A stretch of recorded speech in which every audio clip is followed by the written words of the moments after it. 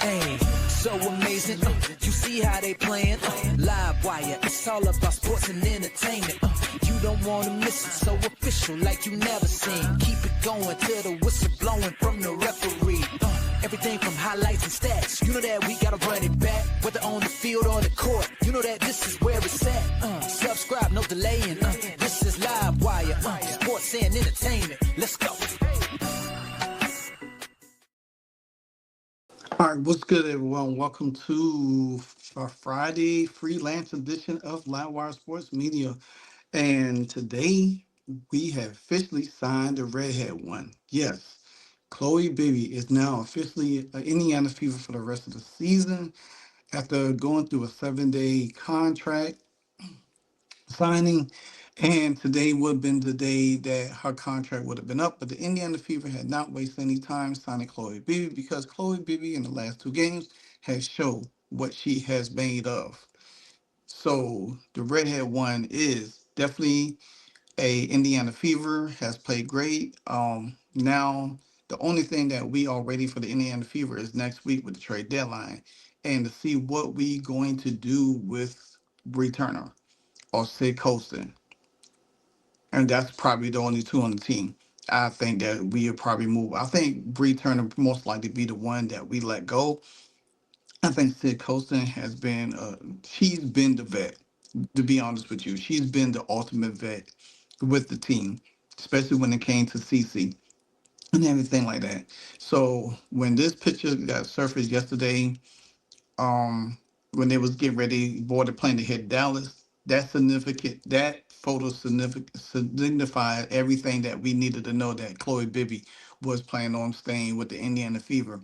She has played lights out for the first 2 games. She was averaging 9 points, shooting 44.4% from the field, 50% from beyond the arc, 85.7% from the free throw line. According to a recent article, you know what it is. So now, I didn't say this in my last video, but I want to say it today.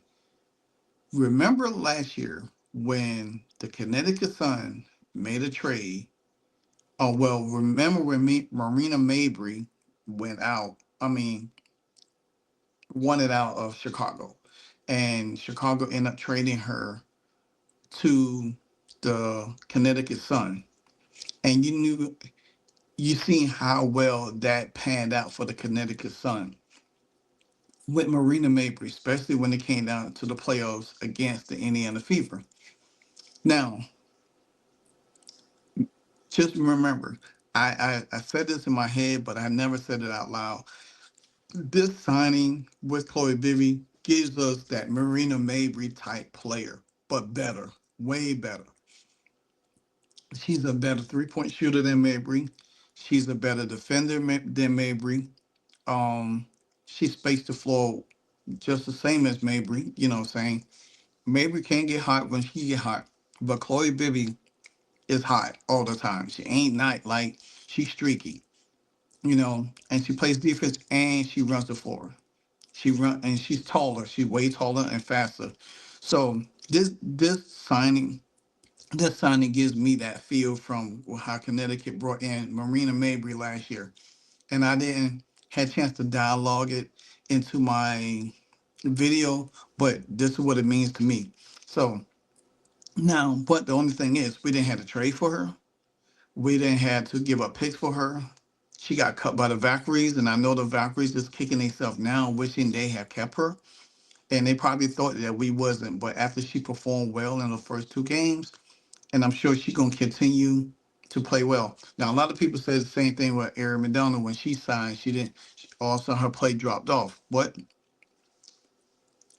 you got to look at it from what it is. So, but I think now that Chloe is a part of the team, and if she continues to play well throughout the season, down the stretch, and into the playoffs, I think that she has a great shot to sticking with the Indiana Fever beyond the season. And I said this on my live stream. She is a rookie. Chloe Bibby is a rookie. So the Indiana Fever can keep her beyond this year because she's on a rookie contract, and you do not have to do anything but sign her to a rookie deal and lock her in for the next few years. If I was the Indiana Fever, when this off season come, she will be one of the people I will core. Then I will sign her to a rookie deal and lock her in for the next couple of seasons. Then that will give you three players on rookie deals. That means you will have more flexibility on your roster going forward to do the things that you need to do to build for this franchise around Leah Boston, around Caitlin Clark for the future, and especially bringing Lexi back, especially if you bring Sophie back. Hell, if you think about it, you would have four rookies on a rookie deal: Tipson, Bibby, Caitlin, and Aaliyah Boston. That gives you more flexibility, enough to move money to bring the certain players that you need to bring to build around this team, to be honest with you.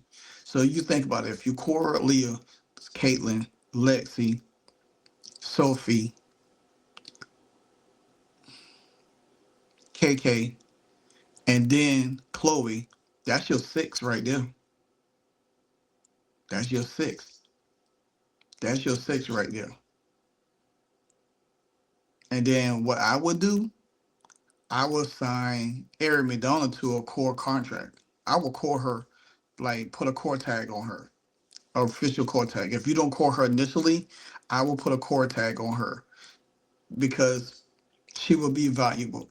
Then you have seven. Then all you have to do is round it out for five. You probably need a starter to replace Kelsey Mitchell if you're not planning on keeping Kelsey Mitchell. Um, and that's it. And everything else you could build in. You would have the money to. You wouldn't spend as much money going forward with that set of group of players than you would this year, and with bad contracts and stuff like that. So that's the way I look at it. But nevertheless, Chloe Bibby, but Scott Angus still add a little punch to it. Agnes, my man. Forward Chloe Bibby signed the rest of the season contract with the Indiana Fever after a successful 7-day contract. It expired. She she needed to be resigned, and she was. She headed to Dallas on a 4-game trip. And you think about this, having her in there, having her in there is a great mixture for this team. She stretches the floor. I said this before. I wouldn't mind if the Indiana Fever went out and you can't cut Bree Turner now. You have to. Either you're gonna keep her or you're gonna have to trade her. You had a chance to get rid of her contract. Me personally, you could have had a chance to bring Elizabeth Kitson. You could have bring her. She's 6'6". She could run the floor. She's a big that you could use behind Aaliyah Boston and move Dantas around. Dantas was she's very easy to move around. You can play a center forward, whatever stretch forward, whatever the player you need. You can move around easily. She's gonna give you the same production no matter what. And then having somebody that's 6'6" that could guard the rim, that could run the floor, block shots, protect the paint, that allowed Leah Boston to play a little bit differently too. So that's why I felt like they should have got her. But also I think they could also benefit getting another stretch four like Chloe. Somebody that could run the floor a little bit, say about 6'2", 6'3", 6'4", that could run the floor, that could shoot threes really well, and do everything that you needed to do. To me, that's my thing. But it's gonna be interesting to see what the Indiana Fever does after this 4-game trip. Um, with the trade deadline next week. What is August 7th, the trade deadline? So it's gonna be exciting to see. So I'm looking forward to it. But again, congratulations to the redhead one, Chloe Bibby, signed a rest of the season contract.